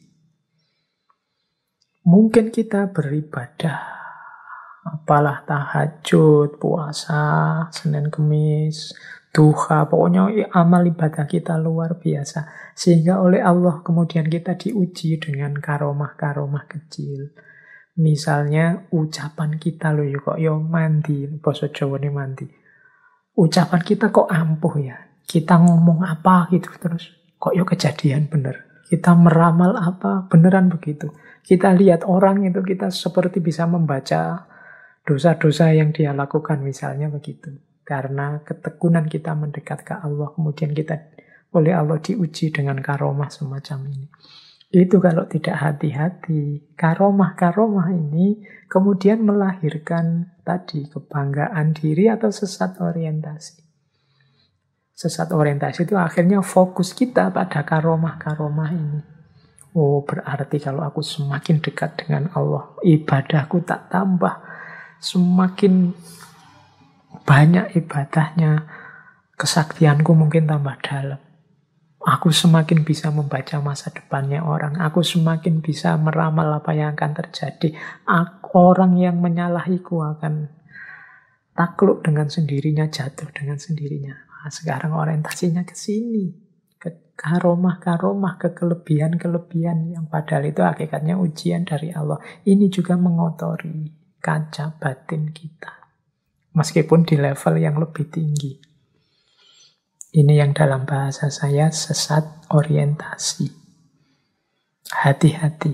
Apakah itu dosa, kemaksiatan, keterikatan duniawi, atau ego kebanggaan diri. Ini kan mudah dideteksi karena negatif. Tapi kadang-kadang yang positif-positif juga membuat kita sesat orientasi. Kita lupa bahwa arah kita adalah rahmatan lil alamin dan ilaihi roji'un. Menyebarkan cahaya ke sekeliling kita dan kembali kepada Allah. Jadi berarti jalan kita yang sejati adalah jalan kembali pada Allah. Tidak yang aneh-aneh dan macam-macam, termasuk yang duniawi, yang sakti-sakti, yang dahsyat-dahsyat. Jadi ndak itu. Itu semua kalau ndak hati-hati akan menjadi hijab.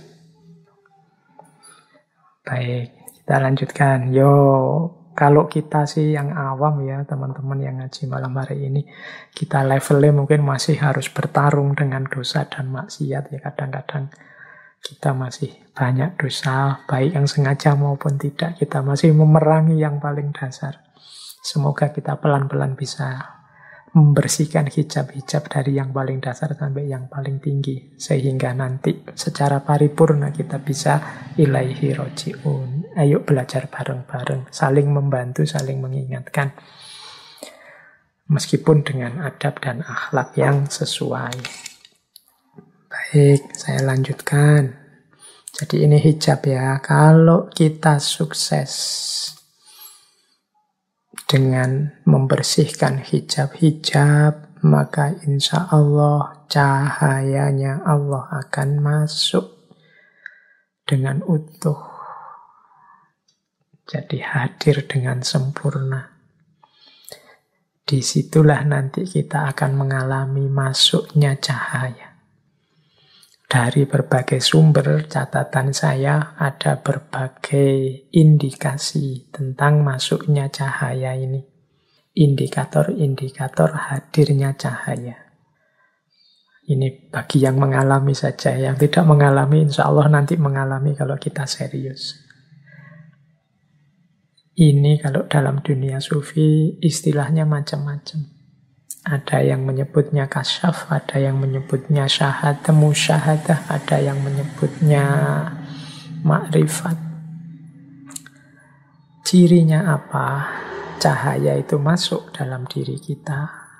Kaca cahaya kita terang oleh cahayanya Allah. Ini indikator pertama. Ini dimensi rasanya. Ini berarti kalau dimensi rasa yang ngalami, yang ngerti, adalah exciting. Exciting itu saya tulis dalam bahasa Inggris ya, karena keyboardnya susah kalau dalam bahasa Arab. Exciting itu gembira. Jadi seperti gembiranya kita kalau mendapat kebahagiaan yang besar, sehingga yang lain-lain kecil semua. Mungkin bayangkan ya mudahnya kamu nembak orang yang kamu taksir bertahun-tahun, kamu incer, akhirnya kamu tembak dan diterima. Itu kan exciting, senangnya luar biasa. Kalau engkau mendekat ke Allah dengan serius, tiba-tiba hanya kebahagiaan saja yang engkau rasakan. Tidak ada lagi keluhan-keluhan, tidak ada lagi komplain-komplain dengan situasi real hidupmu. Kemungkinan cahayanya Allah sudah menyusup masuk dalam dirimu. Exciting, gembira yang luar biasa. Kemudian yang kedua, oceanic. Oceanic ini menyamudra. Apa ya menyamudra? Seperti samudra, engkau merasa luas. Apapun yang terjadi seolah-olah engkau bisa menampungnya. Ujian apapun yang hadir, engkau tidak tergetar. Semuanya engkau terima. Sebagaimana samudra yang bisa menampung apapun yang masuk dalam dirinya. Jadi oceanic. Rasanya meluas. Kalau exciting itu gembira luar biasa, oceanic itu rasanya meluas. Hatinya menyamudra. Fenomena apapun, peristiwa apapun dalam hidup mampu ditampung dalam dirinya tanpa ada keluhan, tanpa ada protes. Ciri yang ketiga, hadirnya cahaya adalah deeply moving. Deeply moving itu tergeraknya jiwa. Tergerak itu seperti orang terharu. Jadi batin kita itu sangat tersentuh. Itu namanya deeply moving. Di tempat saya sekarang baru hujan. Mungkin suaranya terdengar nggih. Kayak seperti lama ndak hujan-hujan, tiba-tiba hujan. Itu kan deeply moving. Alhamdulillah, kita rasanya terharu sekali dengan hadirnya cahaya ini dalam hidup kita. Entah tentang apa, entah dari mana hadirnya. Itu kita gembira sekali, batin kita meluas. Kita begitu tersentuh, begitu terharu. Terharu yang bahagia ya, bukan terharu yang seperti apa. Deeply moving itu mungkin kayak teman-teman yang sudah mati-matian nulis skripsi, bolak-balik ditolak, akhirnya ditanda tangani. Ujian lulus, exciting, oceanic, deeply moving. Kemudian elevating. Elevating itu elevate itu naik, mungkin bisa diartikan melayang. Jadi rasanya kita ini seperti terbang mengangkasa. Nikmatnya luar biasa. Itu melayang. Ini menjelaskannya rada susah ini ya, karena urusannya rasa. Pokoknya nanti momen-momen dulu kita pernah mengkaji peak experience. Itu cirinya tidak jauh dari situ. Ada elevating. Kita melayang, rasanya nikmatnya luar biasa. Dan yang kelima, calmly itu tenang, sakinah. Jadi diri kita yang tenang. Ini seperti di surat At-Taubah itu kan. Ayat 40.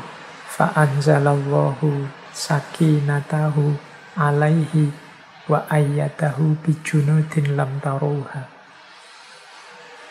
Maka Allah kemudian menurunkan rasa tenang dalam dirinya. Wa ayyadahu bijunudin lam taruha. Dan Allah menguatkannya, membantunya dengan bala tentara atau malaikat-malaikat yang tidak terlihat. Jadi orang yang mengalami, merasakan cahaya dari Allah, batinnya akan tenang. Kegembiraan, kemudian rasa meluas, rasa tersentuh, rasa melayang, dan tenang yang luar biasa. Ini momen-momen ketika cahaya masuk dalam diri kita. Ini detailnya bisa kita lihat ulang ketika dulu kita membahas tentang peak experience. Oke, kita lanjutkan teknis-teknisnya yang berhubungan dengan cahaya. Nah, kita bahas juga terminal-terminal menuju cahaya. Jadi untuk menuju cahaya ini ya, kalau dalam dunia tasawuf dikenal makomat-makomat. Ini juga sering kita bahas. Secara umum ada beberapa terminal untuk kita menuju cahaya.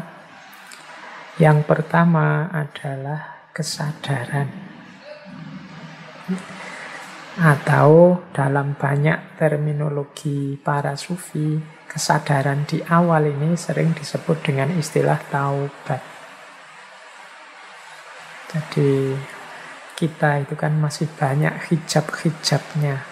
Tadi saya sebut ada dosa, ada keterikatan, dan lain sebagainya. Mari membangun kesadaran bahwa ada banyak kesalahan yang sudah kita lakukan, ada banyak salah jalan yang sudah kita tempuh. Maka mari kita insafi, mari kita bertaubat. Nah, ini level paling dasar, kesadaran. Ya kalau ndak ada taubat, ndak ada kesadaran ini, ya yang kotor tetap kotor, yang keruh tetap keruh. Naik satu level kalau sudah bertaubat, sadar segala kekurangan, segala kekotoran, tahap selanjutnya adalah pembersihan. Pembersihan ini tazkiyah. Jadi mari kita bersihkan diri kita. Karena selama ini kita banyak kekotoran, yuk ayo dibersihkan dulu. Kalau dalam istilah tasawuf ada istilah takholli, membersihkan diri. Ya kalau tidak dibersihkan, nanti kita melakukan yang baik-baik, jangan-jangan keliru, jangan-jangan salah. Wong batin kita sedang gelap. Kita nganggapnya baik, ternyata keliru, ternyata salah. Salah memakainya, salah menempatkannya, salah ruang dan waktunya, salah dalilnya, bisa macam-macam. Karena diri kita masih belum bersih. Maka perlu kita membersihkan dulu yang kotor-kotor, yang dosa-dosa kita tobati, kita berjanji, tidak kita ulangi lagi. Kalau masih ada hasud, masih ada dengki, masih ada iri, masih ada kesombongan, ayo dihapus semua. Ini makom selanjutnya. Kalau sudah tazkiyah, sudah takholli, baru kita tahalli. Pendekatan kepada Allah. Namanya muqarabah. Ayo mendekat pada Allah dengan amal baik, dengan keimanan, dengan amal soleh. Ini terminal yang ketiga. Jadi kesadaran, pembersihan, kemudian pendekatan. Kita mendekat ke Allah untuk menyambut cahaya darinya. Kalau kesadaran sudah sukses, pembersihan juga sukses, pendekatan kita sudah intensif, insya Allah akan hadir pencerahan dari Allah.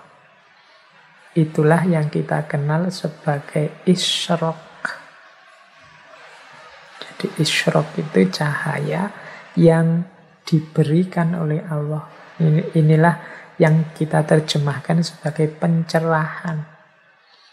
Kalau di barat diistilahkan sebagai enlightenment.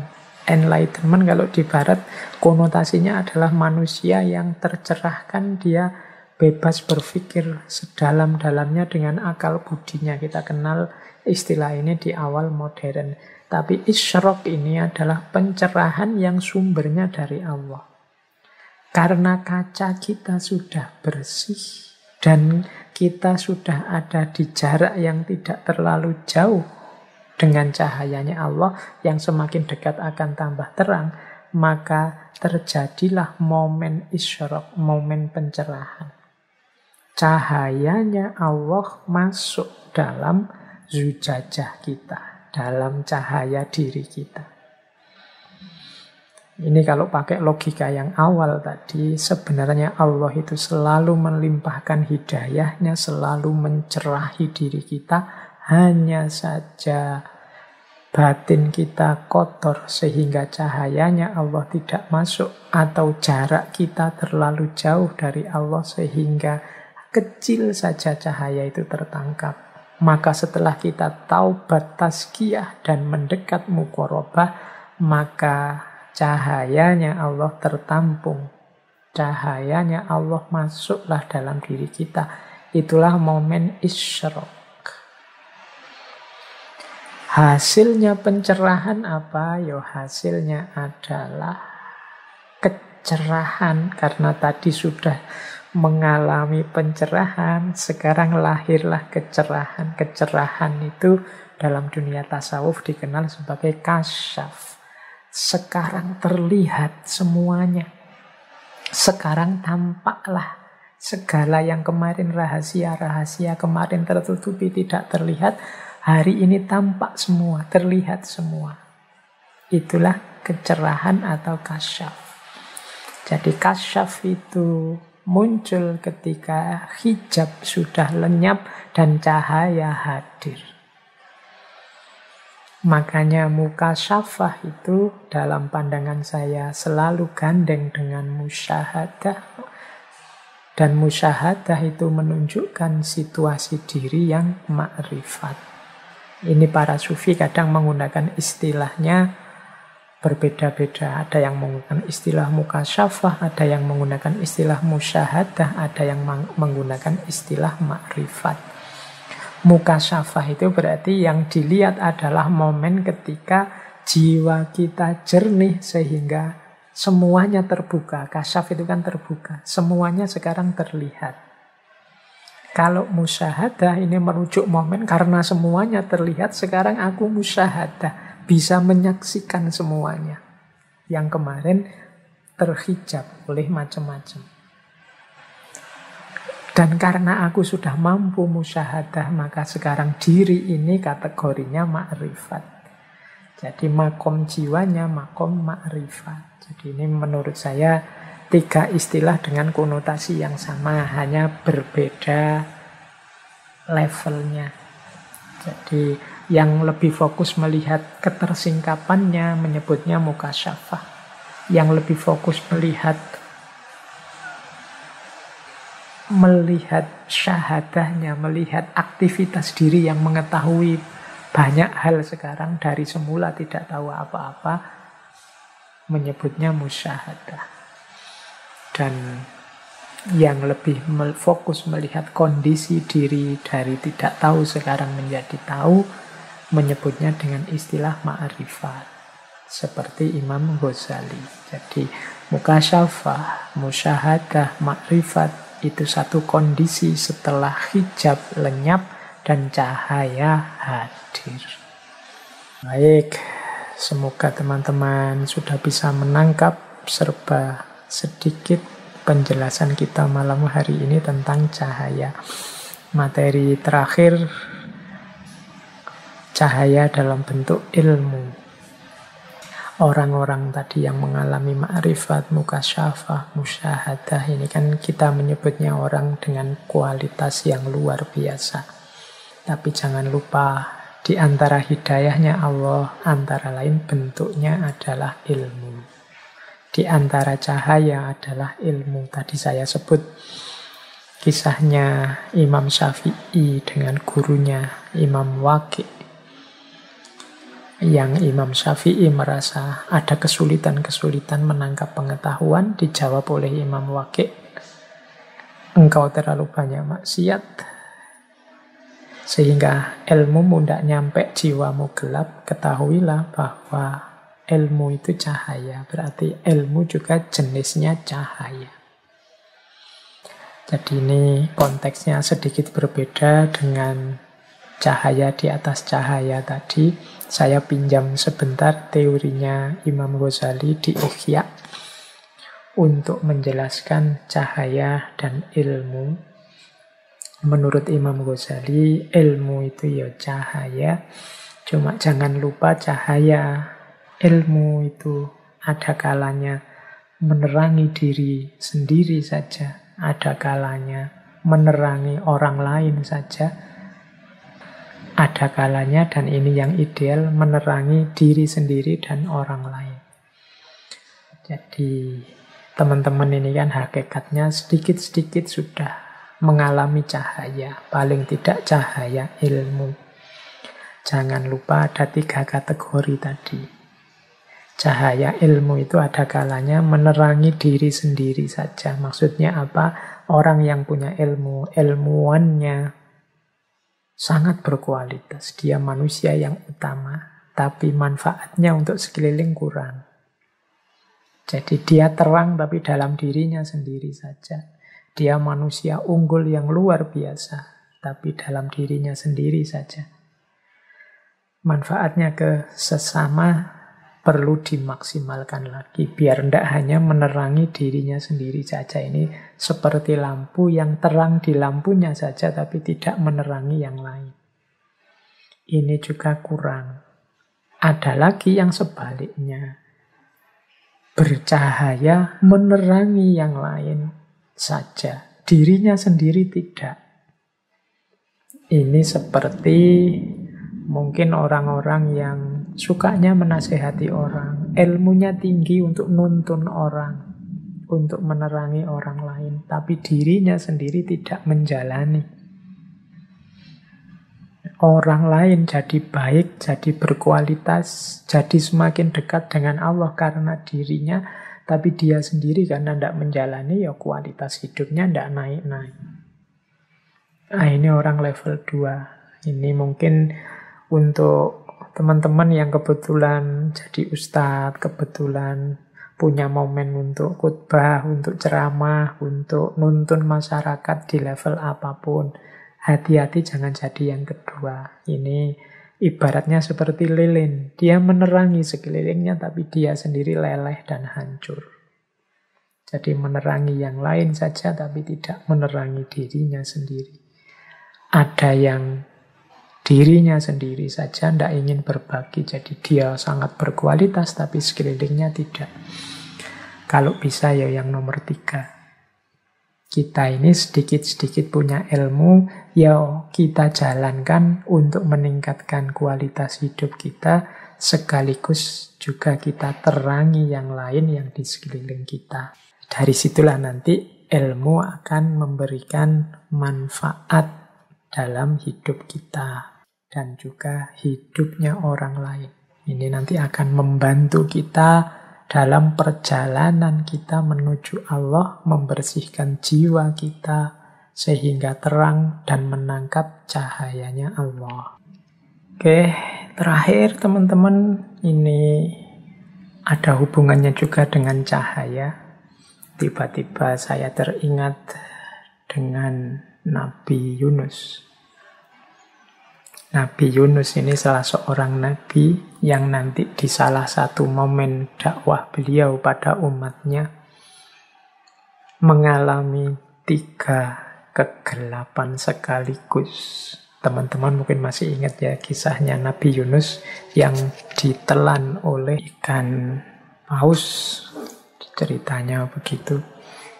Sengaja saya angkat bagian terakhir ini dengan kisahnya Nabi Yunus karena saya melihat hari ini kita banyak berkubang dalam kegelapan-kegelapan. Kegelapan pandemi, mungkin kegelapan situasi global, kegelapan ekonomi, kegelapan politik, kegelapan macam-macam. Banyak sekali kegelapan-kegelapan. Cirinya orang dalam kegelapan itu sederhana, dia bingung. Jadi mana yang benar, mana yang salah. Mana yang warna hijau, mana yang warna kuning, dia tidak bisa menentukan. Itu biasanya orang yang hidup dalam kegelapan. Kalau teman-teman banyak merasakan itu akhir-akhir ini, entah dalam bidang apa, mari kita lebih dekat lagi ke Allah. Seperti Nabi Yunus. Nabi Yunus itu mengalami momen ditelan oleh ikan paus, sehingga mengalami 3 kegelapan sekaligus. Kegelapan dalam perut ikan, kegelapan di dasar lautan, dan kegelapan di malam hari. Karena beliau ini kabarnya ditelan pada waktu malam hari. Dan dalam kegelapan itulah Nabi Yunus memperbanyak mendekat ke Allah dengan mengucapkan lafal la ilaha illa anta subhanaka inni kuntu minadz zalimin. Ya Allah, tidak ada Tuhan selain Engkau, Maha Suci Engkau. Sesungguhnya aku ini termasuk orang-orang yang zalim. Jadi dalam kalimat ini ada kepasrahan total kepada Allah, sekaligus pengakuan bahwa akulah yang banyak melakukan kezaliman selama ini, akulah yang banyak melakukan kesalahan selama ini, aku ini hambamu yang banyak melakukan kekeliruan. Nah, dalam kebingungan-kebingungan kita, mari kita perbanyak kalimat dari Nabi Yunus ini plus kesadarannya. Jadi kita sadari bahwa mungkin segala kebingungan, segala kegelapan hari ini itu antara lain karena andilku sendiri dengan kezaliman-kezaliman di levelku. Maka aku bertobat dan aku pasrah sepenuhnya kepada Allah. La ilaha illa anta subhanaka inni kuntu minadz zalimin. Baik, saya kira itu teman-teman sesi kita malam hari ini. Kurang lebihnya mohon maaf. Silahkan dicari sisi-sisi yang relevan untuk hidup teman-teman semua dari sesi malam hari ini. Kurang lebihnya mohon maaf. Wallahul muwafiq. Wallahu a'lam bissawab. Wassalamualaikum warahmatullahi wabarakatuh.